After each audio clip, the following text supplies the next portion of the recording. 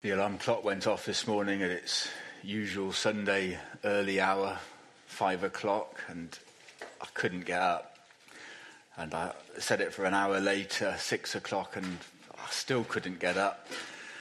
And it came to 6:30. I knew I was going to have to get up now, and I sat on the edge of the bed and I said, I can't do this. I just can't do this anymore. And the words that we've just sung came to me. Fear not, I am with you. Oh, be not dismayed, for I am your God and will still give you aid. Oh, it goes on. And of course it's verse 10 of Isaiah chapter 41. And so I had to believe the promises as well. And there's a theme to the last 4 sermons I've preached. And I'm beginning to think God's speaking to me. He is, I know, but probably none of those sermons have been for you. They've all been God speaking to me, saying you need to stop fearing, you need to trust. And anyway, I'll read verse 10. Fear not, I am with you. Do not be dismayed, for I am your God. I will strengthen you. I'll help you. I'll uphold you with my righteous hand. The previous chapter, Isaiah 40, is one of the high points of the Old Testament. God is speaking to a shattered people who've just been told that they're going to be exiled from their homes, and God is comforting them. He's crying out to Judah and to Jerusalem, telling them to behold their God. And he gives them gospel comfort at the beginning of chapter 40. To Judah, he says, and to Jerusalem, telling them to behold their God. And he gives them gospel comfort, forgiven, mercy to Judah, he says, and to Jerusalem, instead of just telling them to behold their God. And he gives them sins have been forgiven, mercy reigns. And it's all because the King is coming.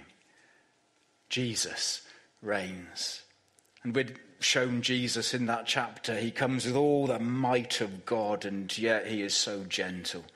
He's the shepherd king who leads and carries his people. And these Old Testament believers in Judah and Jerusalem, facing tumultuous times, scary presents and futures, are told to wait upon their Lord, trust him, and he will renew their strength. Well, that's jolly nice for Judah and Jerusalem, isn't it? But what about the rest of the world? What about everybody else? What about the millions upon millions who were and who are in utter spiritual darkness? Does God care about them? Does God have a heart for those people? Well, yes. And his plan of salvation was never something that was confined to Israel. It predates Israel. And even in the earliest promises to the first patriarch, Abraham, who in this chapter is called my friend, he said, in your seed, in your descendants, all the nations of the earth are going to be blessed. And so the nations are given the same hope as Israel is given, which is the gospel. And through this section of Isaiah, God's worldwide ministry and plans begin to become unfolded. God's ultimate servant, Jesus, is going to be the one who gathers not just Israel, his failed servant, but also the Gentiles to God. However, will the Gentiles respond to the gospel? Will they abandon their idols and their false gods for the true God? And the chapter that we're looking at this evening begins a contest between God and the false gods to identify which one is real. Chapter 41 will begin and end with a court scene, and in the middle we've got a threefold delightful description of what it's like to know the God who is Yahweh, the true God, as your God. So we'll have court scene 1, then we'll have these 3 pictures of what the real God is like, and then we'll go back into court at the end. Okay? Good. So first of all, court scene 1, which is verses 1 to 7. And I want you to notice to whom God is speaking here. Listen to me in silence, O coastlands. Let the people renew their strength. Coastlands, that's outside of Israel as they're looking at it. Peoples could be translated nations. So God is now speaking to the rest of the world. He's spoken to Judah and Jerusalem in chapter 40. Now as he steps into chapter 41, he's talking to everyone else. And he calls them to court. And he says, silence in court. That's the first time it's probably was ever said. However, I want you to also notice that the tone that God is using is not adversarial. It's invitational. The same words that we found at the end of chapter 40, renew their strength, which was the blessing for those in Israel who would wait upon the Lord, is now repeated verbatim to the Gentiles. Let the peoples renew their strength. Surely by waiting on the salvation that Israel's God has promised, what is for them is also for us. And God says, let us together draw near for judgment. This court isn't going to pronounce a condemnation. It's going to reach a judgment, a logical decision about who is the true God. This is a wonderful piece of early Christian apologetics. He's going to argue logically who is God. And even the thickest of us are going to have to say, yes, God is God.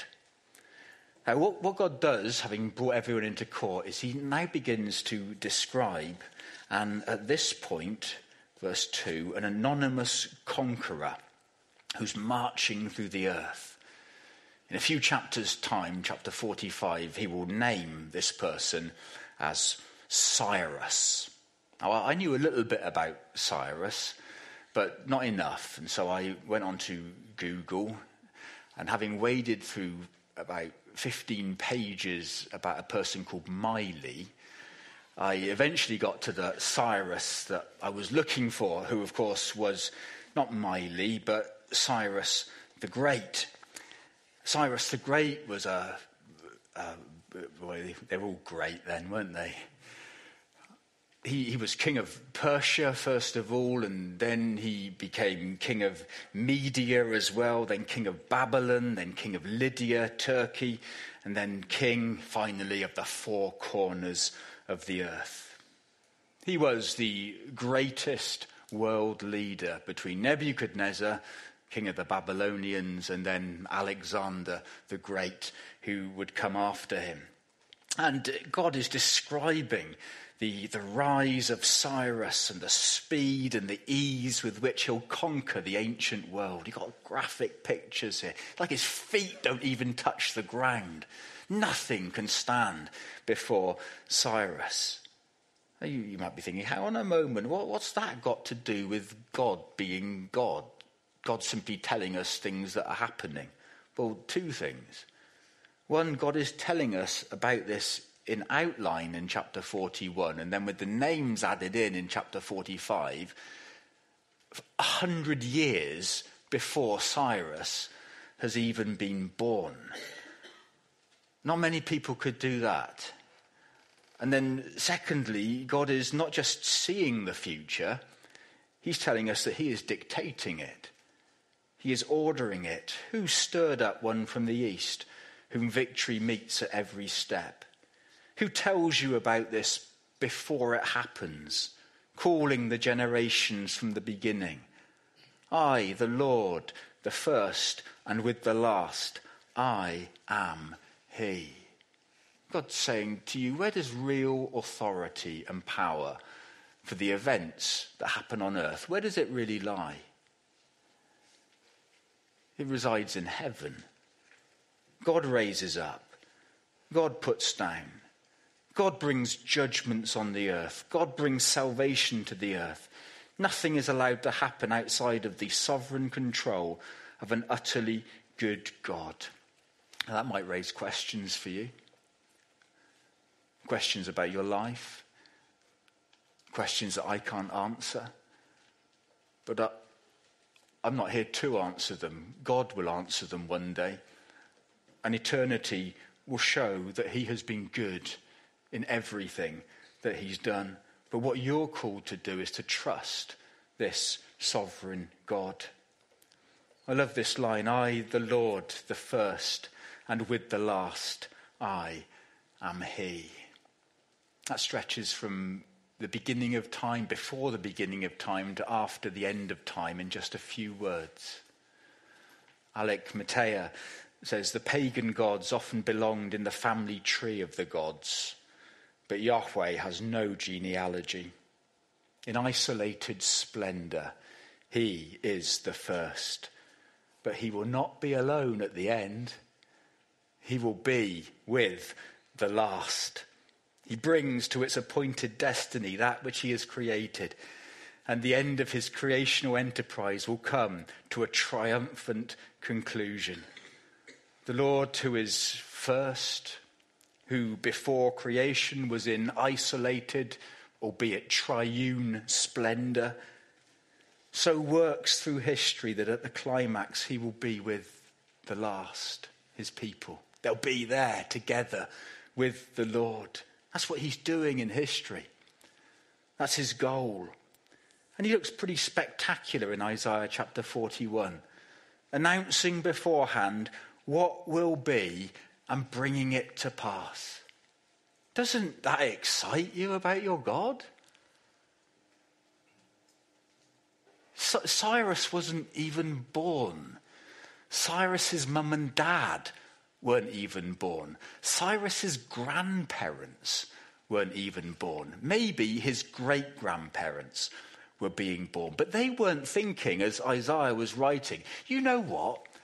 We'll have a great-great-great-grandson and we'll make sure he's called Cyrus. They were thinking about where they were going to go on holiday. They were thinking about what they were going to have for tea. And here's God at that point in history telling us about events 100+ years down the line. But sadly, the initial response of the nations to the crisis that Cyrus will bring to the earth is not to take refuge in God, but to turn to the work of their own hands. Verse 5, trembling and afraid, they say to each other, verse 6, be strong. I was saying last week at Megan's baptism that to say to someone, be strong, without the promise for I am with you is not merely useless, it is cruel. But here are men trying to be strong, but they're not seeing or knowing God who renews our strength. And they turn their hands, verse 7, to making idols, inspecting the craftsmanship, examining the soldering and saying, yes, it is good. They've soldered their gods together. Don't you use soldering for mending stuff and fixing stuff and joining it together? Their gods are joined up pieces of metal. And then they've had to hammer them with nails in order to make sure they don't move. What use is a God who doesn't move?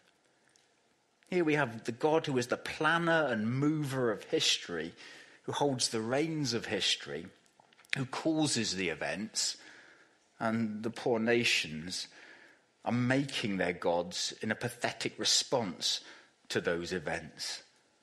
They're making idols in response to the things that God is doing. Ooh, here comes a new big scary threat. We need to make something to protect us from the threat. And you're probably thinking, how dull those ancient people were. Or maybe you're not. Maybe you're thinking it's just like that still today, isn't it? We might not worship Baal. There are plenty of people who live for wealth. And you say, well, why? Why do you worship wealth? Why do you think wealth will be the answer to all of your problems? And you'll say, well, because wealth will give me security. And I'd say, security against what? Or security against the unforeseen future that we can't read. events that are unpredictable to us. It will bring us security for what we don't know about, which is ahead of us. So we hoard up wealth because it will save us. Well, I have to say, it's the same as Isaiah 41. Your idol, your God, is simply a response to events that you can't control. Whereas here is a God who says nothing's unforeseen to me, and I've just demonstrated that to you by telling you all about Cyrus. Nothing's outside of my control. Trust me. Worship me. But that isn't the natural way for man. We meet things we can't control by just trying to be strong and trying to hide in our own gods. So the court scene 1 is now suspended, and God begins to show us a better way in the middle part of the chapter. He shows us how the God of Israel looks after his people. The implication will be the God of Israel will look after you in exactly the same way later on. And he gives us 3 different pictures. And they all show us his care, his loving rule over his people. It's the antithesis of the hopelessness of the false gods. I think each one of these pictures deserves a sermon by itself, but don't worry, I'll be brief. The first picture is God protecting his people, verses 8 to 13. He can speak of his covenant relationship to Israel. They belong to him. And the language that he keeps using in this section is that of servant and Lord, or servant and master. Yet this is no ordinary servant-master relationship. There's warmth and love and unusual commitment in this relationship. The servant was chosen, verse 8. The servant is a friend, verse 8b. Isn't that just lovely? God says of Abraham, he was my friend. That really struck me when I read through it. I must have read it so many times, but God has friends. And we think, I wish I was like Abraham. I wish I was so special, so important that God could say, and he was my friend as well. Or don't forget what Jesus said in John's Gospel. This is my commandment, that you love one another as I have loved you. Greater love has no one than this, that he lay down his life for his friends. You are my friends if you do what I've commanded you. No longer do I call you servants, for the servant does not know what his master is doing, but I've called you friends, for all that I have heard from my Father I have made known to you. You didn't choose me, I chose you.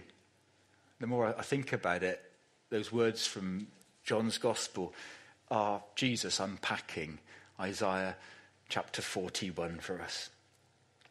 But here the argument is that the servant comes under the protection of the master. And if that's the case, how much more does the child come under the protection of the father? And he says, I won't cast you off, Israel. I won't abandon you. Fear not, I'm with you. Do not be dismayed, for I am your God. I'll strengthen you. I'll help you. I thought the servant was supposed to help the master. Not this master. Not this father. I'll help you. I'll uphold you with my righteous right hand. And because you come under my protection, verses 11 and 12, anyone who threatens you has me to deal with. Mattia writes again, it's a foolhardy thing to meddle with the servants of such a master. And it's a equally foolhardy thing to meddle with the children of such a father. Many human and political and religious powers have discovered exactly that, and are still discovering that. Even spiritual powers have had to learn it. I was looking at the words of verse 12, where it says, "You shall seek those who contend with you, but you shall not find them." You'll not see them again. It reminded me of Moses at the Red Sea. They're hemmed in, and the Egyptian army is hurtling towards them. And there's Moses standing there. And I would have said, "Panic! Scatter!" And Moses, with great faith, says to Israel, "Take a good look at them, because you'll never see them again.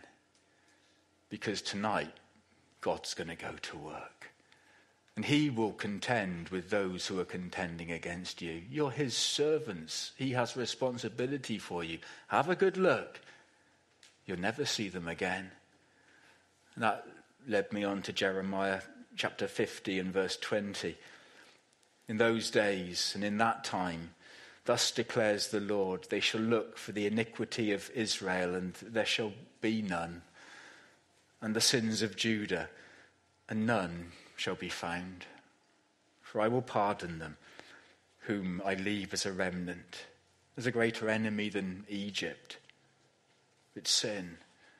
Yet throughout this section, God is promising to silence our accuser, to shut Satan up, to be our advocate, and to contend with those who contend against us. This will be a theme as you go through the 40s in Isaiah. I will sort the legal stuff out. I will stand and argue against the people who are contending against you. How can anyone argue back against the law which has been broken? How can anyone silence Satan, who has so many accusations against us? The cross will be the answer to all of that. And all the enemies, even Satan, sin and death, they crash into the wall of God's grace. And his people are surrounded by that. All their enemies are confounded. "I'll hold your right hand," says God. "Fear not. I'm the one who helps you." That's it by itself is enough to make it worth coming out on a wet Sunday night. The God who last week does that, or 2 weeks ago, spans the universe, reaches out that same hand to you and says, "I'll hold your right hand." Suddenly Monday doesn't seem quite so daunting. Instead of our right hands making our idols, our right hands can hold on to our God. The second picture is God transforming his people. Verses 14 to 16. "Fear not, you worm, Jacob, little Israel. I am the one who helps you, declares the Lord. Your Redeemer is the Holy One of Israel. Behold, I make of you a threshing sledge, new, sharp, and having teeth, and you shall thresh the mountains and crush them." Oh, I've heard of the worm that turned, but this is better. This is the worm that got turned into a threshing sledge. That was something that was dragged over the top of the harvest, over the wheat, so that all the stuff was smashed up, and then the wind would blow the chaff away, and you'd have lots of lovely grain bits. Is it what are those bits called? You don't know either? Grain. Thank you, Betty. Anyway, that's what the threshing sledge does. Well, there's not a lot more lowly than a worm, is there? But there's not a lot more impressive than a mountain-crushing threshing sledge. And that's what God turns us into. Who brings about this transformation? God says, "I will help you. I will make of you this mountain-crushing sledge." Now, that would be proved in the lives of men and women after Isaiah's day.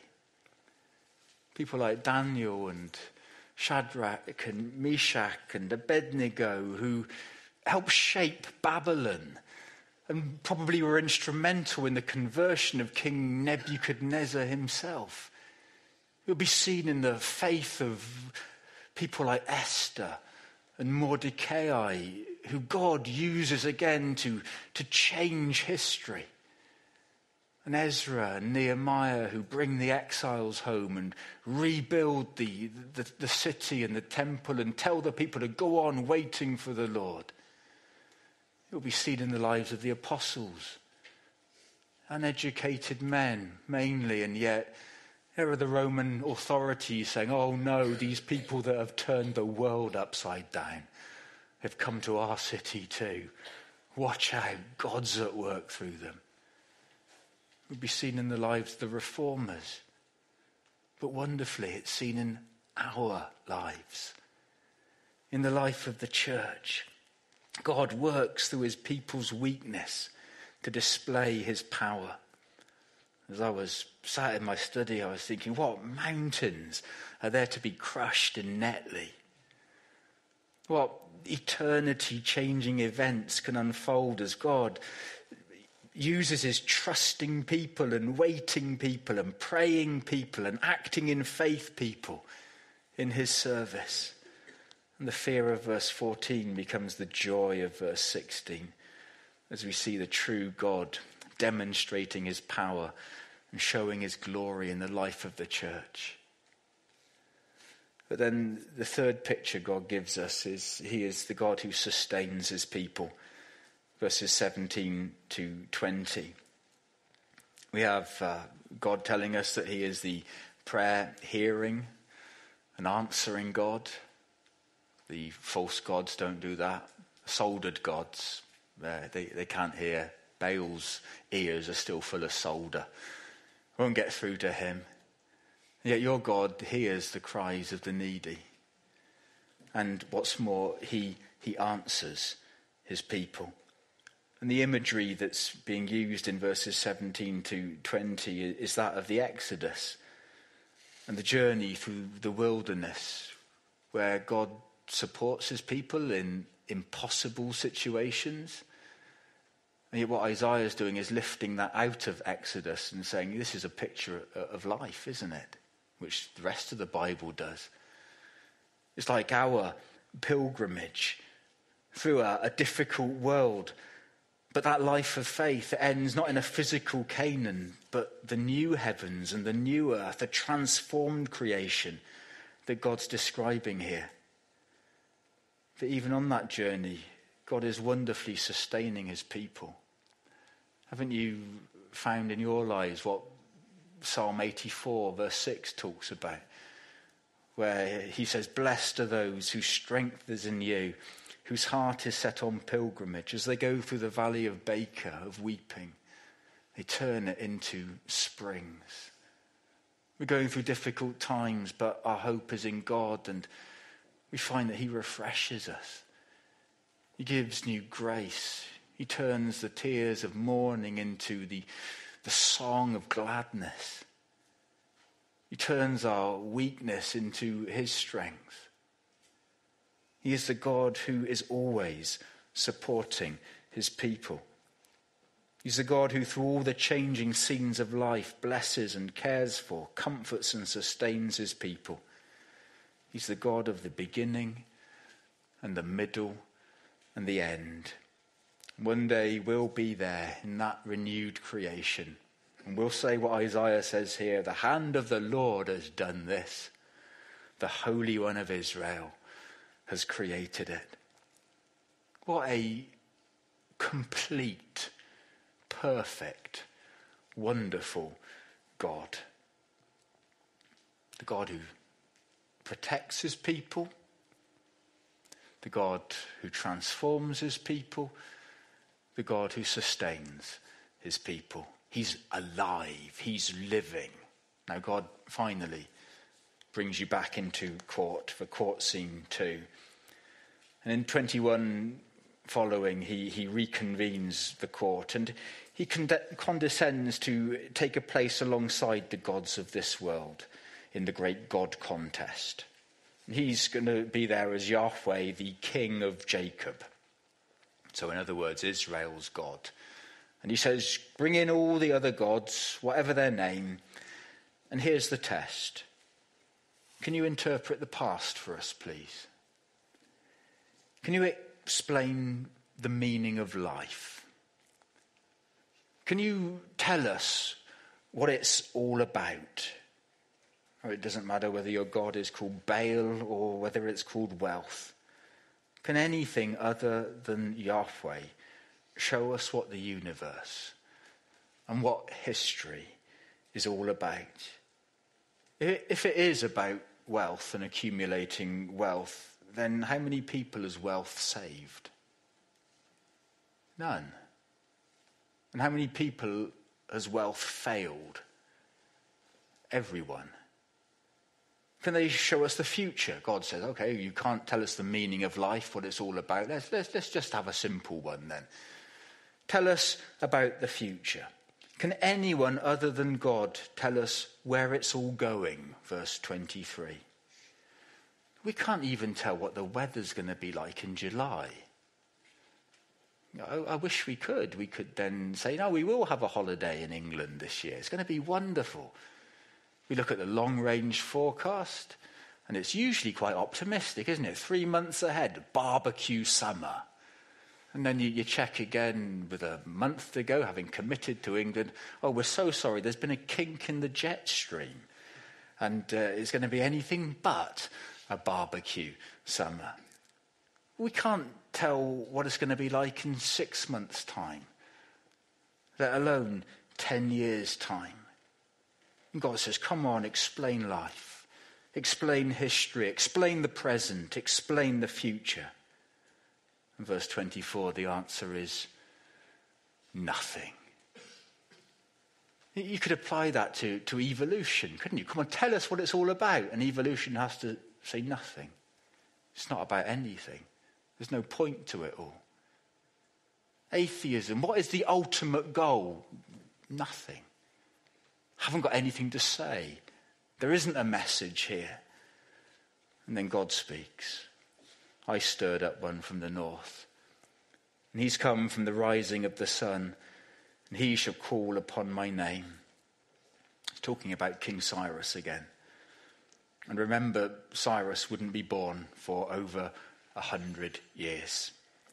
Now, tragically, that causes a problem for some supposedly Christian scholars. And they say there's no way that Isaiah, who lived in Hezekiah's day, could have known about Cyrus, who lived over 100 years later. There has to be a second Isaiah. They even give him a special fancy name to show how clever they are. They call him Deutero Isaiah. Isaiah the second. Well, they're not showing how clever they are. They're showing how stupid they are.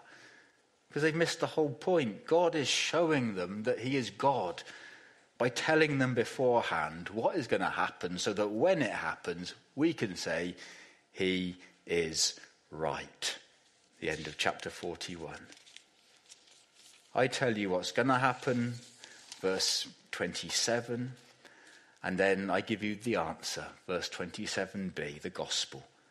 I give a herald to Jerusalem of good news. And it came to pass, just like God said. But the chapter seems to finish with such a whimper, verses 28 and 29. But when I look, there is no one among them, there is no counsellor, who, when I ask, gives an answer. Behold, they are all a delusion. Their works are nothing, their metal images are empty wind. But it doesn't finish with a whimper. This is God, so it finishes with a crescendo. And you need verse 1 of the next chapter as well. There's no division between these chapters. And what's happening with the last verse of chapter 41 and the first verse of chapter 42 is you've got God's verdict. Look at those two verses together. God says, right, we've come to the end of the case. They've said nothing. I've said everything. Behold, last verse of chapter 41, behold them. Nothing to see. First verse of chapter 42, same word, behold, my servant. And there's everything to see and everything to hear. As we go on next time, we will find God describing one greater than Cyrus, Jesus. And he's describing him in fabulous detail, his character in the next chapter, his work over the following chapters, the cross in chapter 53, his victory, the resurrection, the new heavens and the new earth. And as we read Isaiah and then we read the Gospels, don't you find yourself saying, he is right. He is God. Yahweh is God. And Jesus is God's answer to the desperate needs of this fallen world of sin and death and tears and sadness. Isaiah has painted a pretty accurate identikit picture of Jesus as we go through the next chapter. And as you read Matthew, Mark, Luke and John, you're saying, God told us all this, and he is right. And we trust him. And we believe in his King, our Saviour. And we'll go on waiting on the Lord, because God's prophecies don't come to an end with the coming of Jesus. They go on to the return of Jesus and the restoration of all things. And as we live through the crises of our 21st century world, don't forget that the God of Isaiah, the God and Father of our Lord Jesus Christ, he is not changed. And he's still protecting and transforming and sustaining his people. He is still the unrivaled God who gives himself to all who will trust in him. The God of Isaiah 40, the God of Israel, is the God of Isaiah 41, the God who gives himself to the nations, to you. And that God is big. If you just take one thing away, remember, the God who does that across the universe is holding your right hand on Monday morning.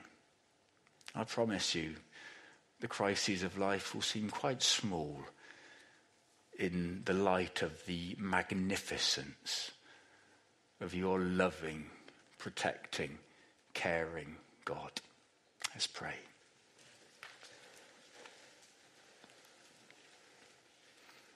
Father, we just wonder sometimes at our unbelief and our ignorance and our refusal to listen to you.